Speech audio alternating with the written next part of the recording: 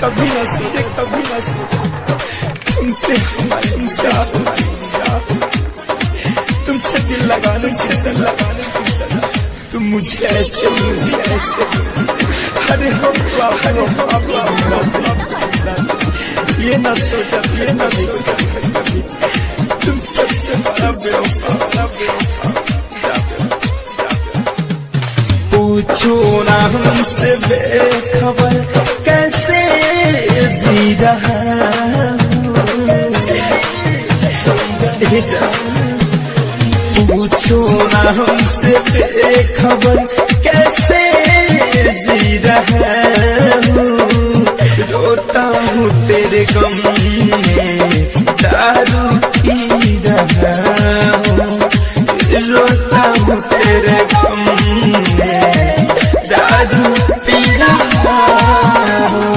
पूछो ना हमसे बेखबर कैसे जी रहा हूँ, पूछो ना हमसे बेखबर कैसे जी रहा हूँ। रोता हूँ तेरे गम में दारू पी रहा हूँ, रोता हूँ तेरे गम में दारू पी रहा हूँ। Sound recording studio Chennai.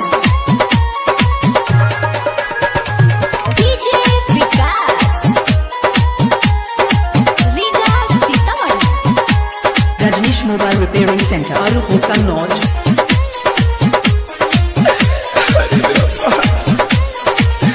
हो तेरी कसम बेवफा में तो हुए हैं पागल, कानों में मेरे हर पल गुजरती है तेरी छागल। हो तेरी कसम बेवफा में तो हुए हैं पागल, कानों में मेरे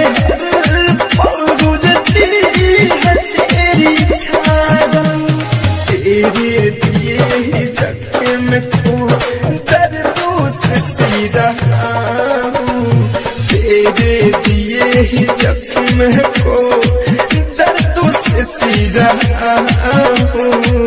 रोता हूँ तेरे गम में दारू पी रहा हूँ, रोता हूँ तेरे गम में दारू पी रहा हूँ। रजनीश मोबाइल रिपेयरिंग सेंटर और होटल नॉर्थ।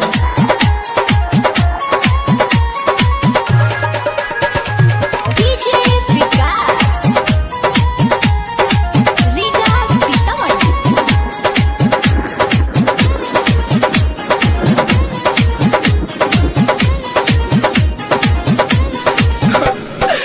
आँखों में मेरे नींद ना, दिल में नहीं करार, धड़कन धनंजय सुमित को मारेगा तेरा प्यार।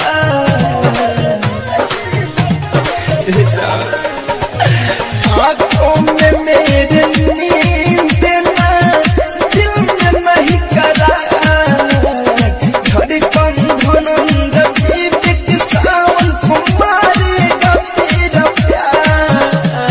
भटका हूँ तेरे इश्क में राह में कह रहा हूँ, भटका हूँ तेरे इश्क में राह में कह रहा हूँ। रोता हूँ तेरे गम में दारू पी रहा